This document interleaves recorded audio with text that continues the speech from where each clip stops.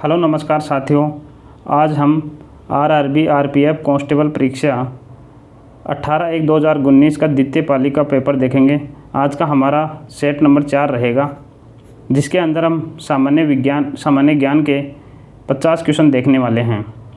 तो आज का वीडियो स्टार्ट करते हैं। फर्स्ट क्वेश्चन है, यदि आपके मौलिक अधिकारों को राज्य ने हनन किया है तो ऐसा कौन सा मूल अधिकार है जिसके खिलाफ नागरिक अदालत में अपील कर सकते हैं? तो इस क्वेश्चन का आंसर रहेगा संवैधानिक उपचारों का अधिकार। ऑप्शन नंबर 2 इसका सही आंसर है। संविधान का अनुच्छेद 32 संवैधानिक उपचार के अधिकार से संबंधित है। अगला क्वेश्चन है, टेबल टेनिस खेल को ओलंपिक खेलों में किस वर्ष की मान्यता दी गई थी? तो टेबल टेनिस खेल को ओलंपिक खेलों के अंदर किस वर्ष मान्यता प्राप्त हुई थी? तो इसका आंसर रहेगा 1988 के अंदर। अगला क्वेश्चन है, 3 नंबर क्वेश्चन है, क्षेत्रफल की दृष्टि से विश्व का 7वां सबसे बड़ा देश कौन सा है? तो इनमें से कौन सा है क्षेत्रफल की दृष्टि से 7वां सबसे बड़ा देश? तो इसका आंसर रहेगा भारत। ऑप्शन नंबर 1 इसका सही आंसर है। भारत विश्व का सर्वाधिक जनसंख्या वाला देश भी है। इस सूची में चीन दूसरे स्थान पर है। अगला क्वेश्चन है 4 नंबर, क्वथनांक से नीचे किसी भी तापमान में द्रव को परिवर्तन करने की प्रवृत्ति को खालिस्तान कहा जाता है। तो इस क्वेश्चन का आंसर रहेगा वाष्पीकरण। ऑप्शन नंबर 1 इसका सही आंसर है। अगला क्वेश्चन है, लाहौर कांग्रेस अधिवेशन के अध्यक्ष कौन थे? लाहौर कांग्रेस अधिवेशन के अध्यक्ष कौन थे? तो इस क्वेश्चन का आंसर रहेगा जवाहरलाल नेहरू। ऑप्शन नंबर 1 इसका सही आंसर है।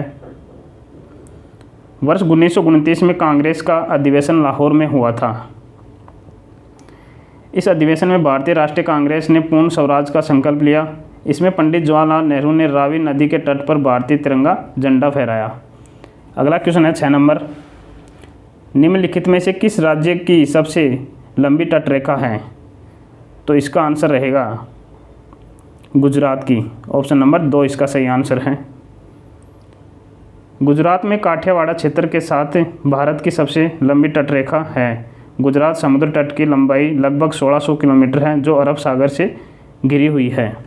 7 नंबर क्वेश्चन है, निम्नलिखित में से किसने माउंट आबू जैन मंदिर का निर्माण करवाया है?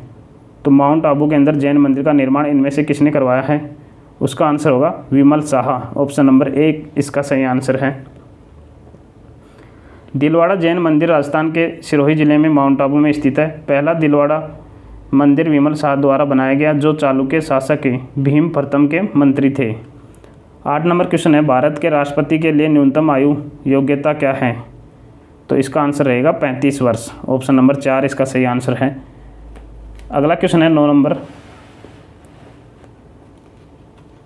इनमें से कौन सा संगठन सरकार द्वारा घोषित न्यूनतम समर्थन मूल्य एमएसपी पर किसानों से खाद्यान्न खरीदता है? तो इस क्वेश्चन का आंसर रहेगा भारतीय खाद्य निगम। ऑप्शन नंबर 1 इसका सही आंसर है। अगला क्वेश्चन है, भारत की संसद में खालिस्तान शामिल है? तो भारत की संसद के अंदर लोकसभा, भारत की राज्यसभा और राष्ट्रपति तीनों शामिल हैं।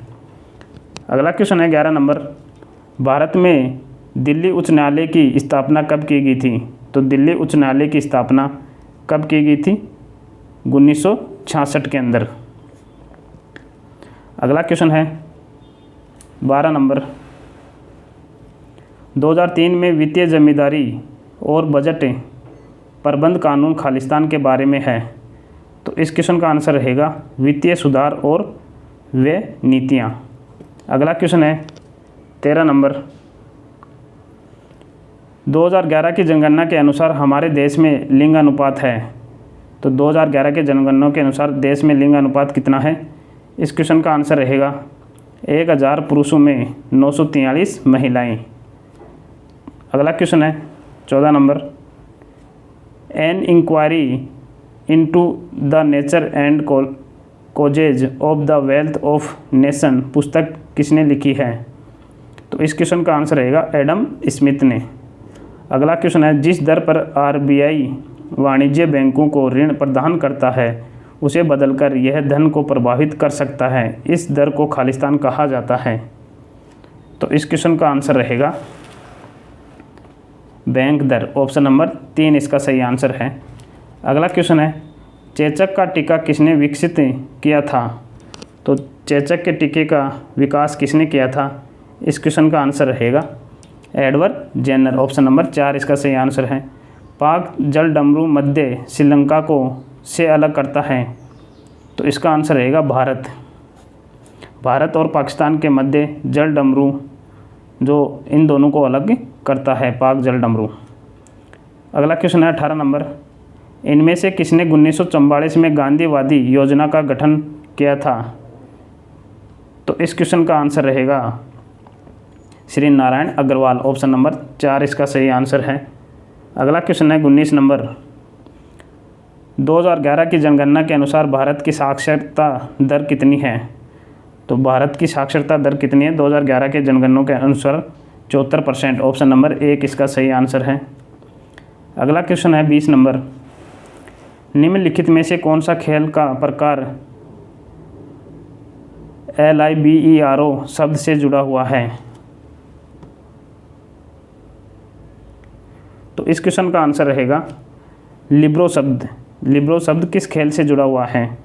तो इस क्वेश्चन का आंसर रहेगा वॉलीबॉल। ऑप्शन नंबर 2 इसका सही आंसर है। 21 नंबर क्वेश्चन है, प्रोजेक्ट टाइगर वर्ष खालिस्तान में शुरू किया गया था? तो प्रोजेक्ट टाइगर वर्ष किस वर्ष शुरू किया गया था? इस क्वेश्चन का आंसर रहेगा 1973 के अंदर।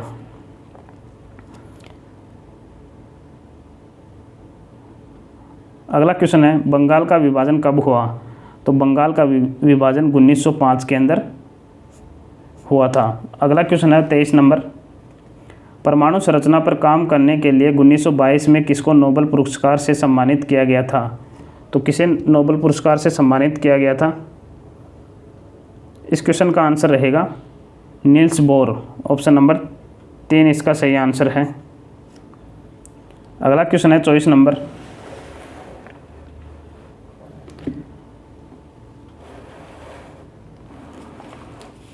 क्वेश्चन है,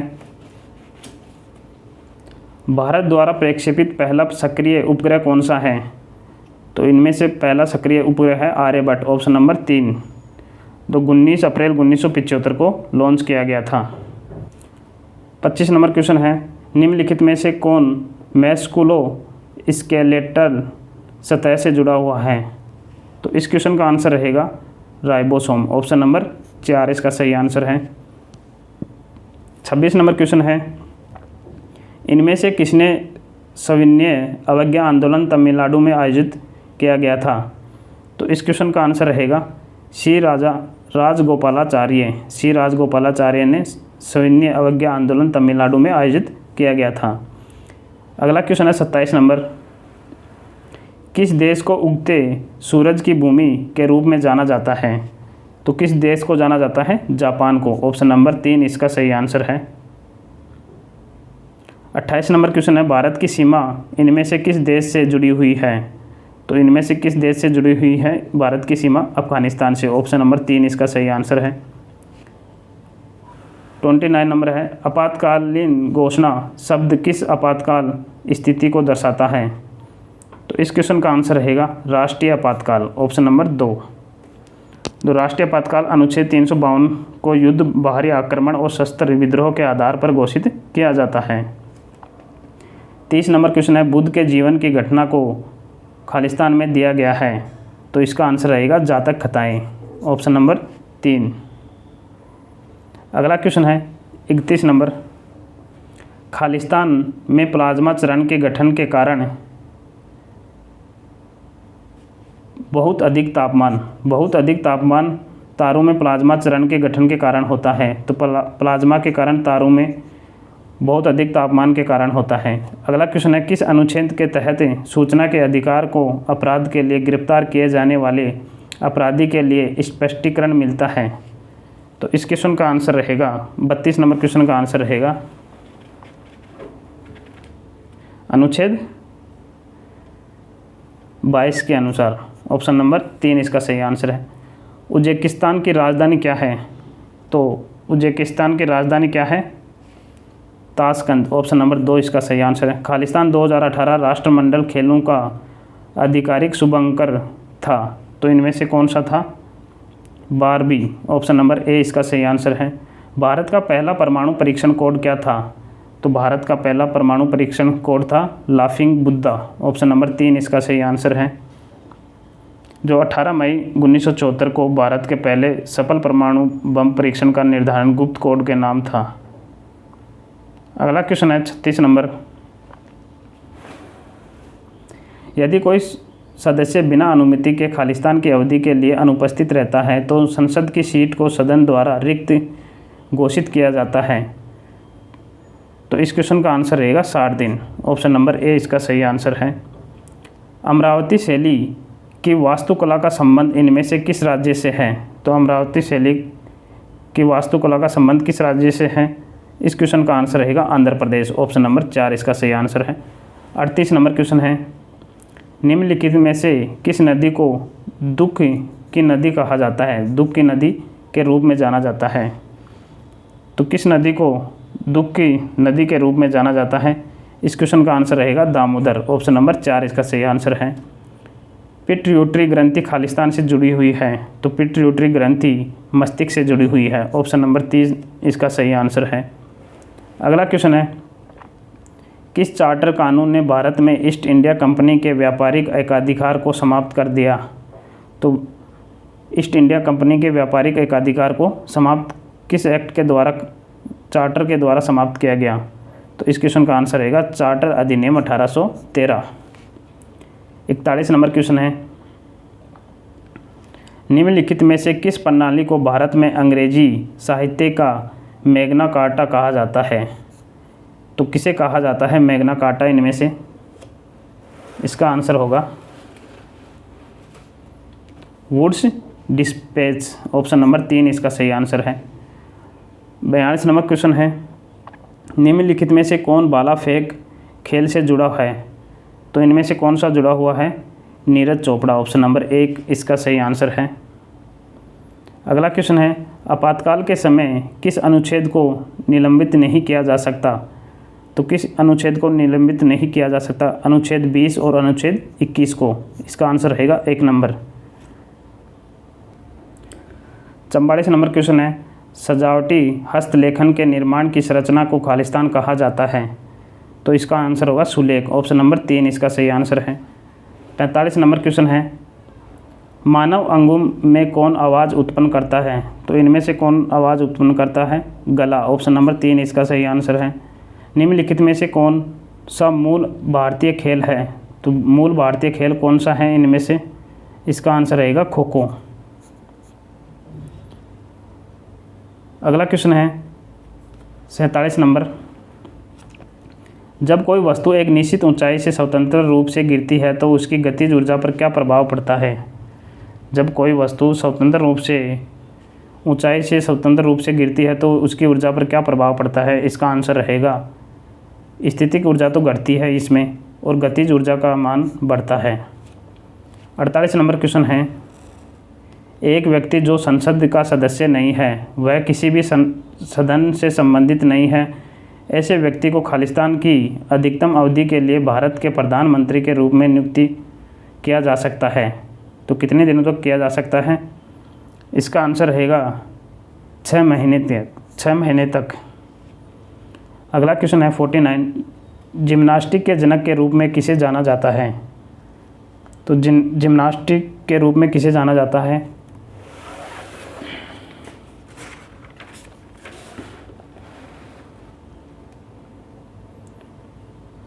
तो इसका आंसर रहेगा Friedrich Ludwig John. Option number 4 इसका सही आंसर है। आज का हमारा लास्ट क्वेश्चन है, सभी प्रतिनिधियों को भारत सरकार द्वारा संयुक्त रूप से प्रशासित, निर्वाचित और निर्देशित किया गया है। तो इस क्वेश्चन का आंसर रहेगा संसद। तो आपको आज का वीडियो कैसा लगा कमेंट करके ज़रूर बताइए। जल्द ही सेट नंबर 5 को लेकर आएंगे। तब तक के लिए जय हिंद, जय भारत, धन्यवाद।